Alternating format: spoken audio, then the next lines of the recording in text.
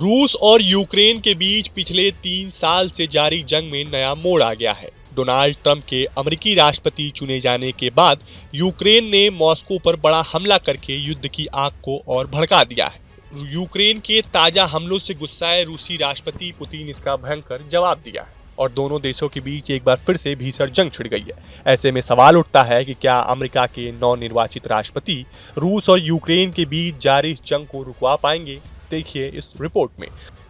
तकरीबन 3 साल से रूस और यूक्रेन के बीच जंग जारी है। यूरोप बारूद की ढेर पर बैठा है और झुलस भी रहा है। अमेरिकी और पश्चिमी देशों के खतरनाक हथियारों की मदद से यूक्रेन रूस की सीमा के अंदर तक घुसकर हमला कर रहा है। इससे रूस भड़का हुआ है। राष्ट्रपति पुतिन अपनी सीमा के अंदर पश्चिमी देशों के हथियारों से हो रहे यूक्रेनी हमलों से गुस्सा में है। ऐसे में रूस और यूक्रेन में जंग अब और ज्यादा भीषण हो गई है। इस बीच यूक्रेन ने रविवार को मॉस्को पर एक साथ 34 ड्रोन से अब तक का सबसे भीषण हमला कर दिया है। हालांकि रूसी एयर डिफेंस का दावा है उसने 29 यूक्रेनी ड्रोन को मार गिराया, लेकिन इस हमले ने राष्ट्रपति पुतिन के गुस्से को 7वें आसमान पर पहुंचा दिया है। खबरों की माने तो रूस ने जवाबी कार्रवाई करते हुए यूक्रेन के 10 से ज्यादा शहरों पर ड्रोन और मिसाइलों से भीषण हमले किए हैं। रूस ने 8 Tu-95 बॉम्बर विमान से क्रूज मिसाइल से हमला किया है। साथ ही MiG-31 फाइटर जेट से कई किंजल हाइपरसोनिक मिसाइल दागी हैं। 70 से ज्यादा शाहेद ड्रोन से तबाही मचाई। रूस के इस हमले से यूक्रेन के शहर दहल गए हैं।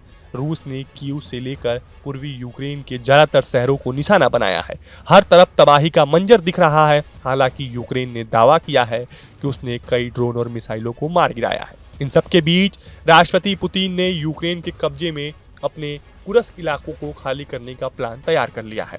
खबरों के माने रूस ने कुर्स्क के पास 50,000 सैनिकों को जमा किया है, जिसमें 40,000 रूसी और 10,000 उत्तर कोरिया के सैनिक हैं।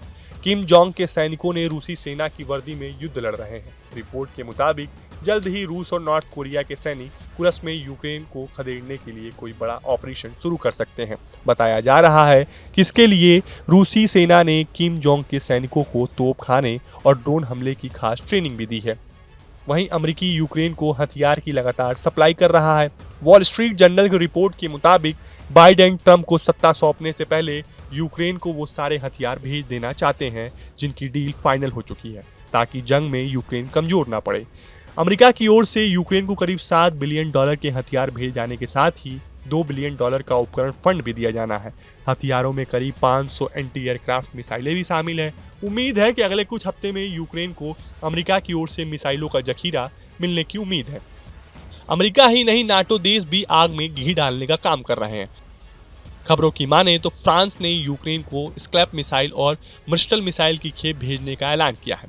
फ्रांस की स्कल्प मिसाइल को स्टॉर्म शैडो के नाम से भी जाना जाता है और इस मिसाइल ने रूस को भारी नुकसान पहुंचाया है। मतलब साफ है कि अमेरिका के नवनिर्वाचित राष्ट्रपति डोनाल्ड ट्रंप के लिए रूस और यूक्रेन की जंग को रुकवा पाना इतना आसान नहीं होगा, क्योंकि पुतिन कई बार साफ कर चुके हैं कि अब वो अपनी शर्तों पर ही युद्ध को रोकने के बारे में सोच सकते हैं और नाटो देश पुतिन की शर्त मानेंगे ये संभव नहीं दिखता। हालांकि चुनाव के दौरान ट्रंप ने कहा था कि वो एक दिन के भीतर युद्ध को खत्म करने का समाधान खोज लेंगे। फिलहाल आपको हमारा वीडियो कैसा लगा हमें कमेंट बॉक्स में जरूर बताएं। देश और दुनिया की तमाम और यूपी उत्तराखंड की हर छोटी बड़ी खबर के लिए न्यूज स्टेट चैनल को सब्सक्राइब करना ना भूलें।